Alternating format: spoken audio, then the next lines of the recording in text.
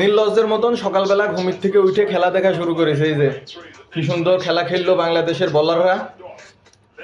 123 রানের ভিতরে শ্রীলঙ্কাকে আটকাই দিয়েছে। এখন 124 রানের টার্গেটে লর্ডরা ব্যাটে নামবে। এখন লর্ডদের বুঝলে কোনো ভরসা পাচ্ছি না।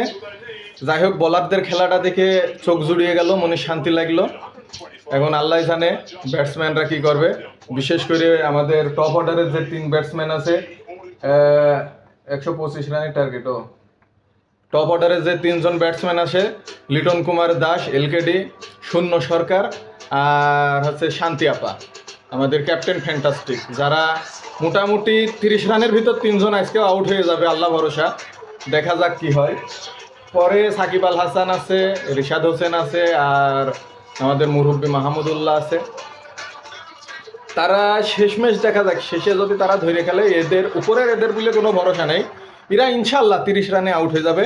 আজকে জুতো নিয়ে বসবো, পরের এই ইনিংসটা দেখতে জুতো নিয়ে বসবো। সিরা জুতো মারব ওগো মুখে আর নাইতে নিজের মুখে যা আছে কপালে।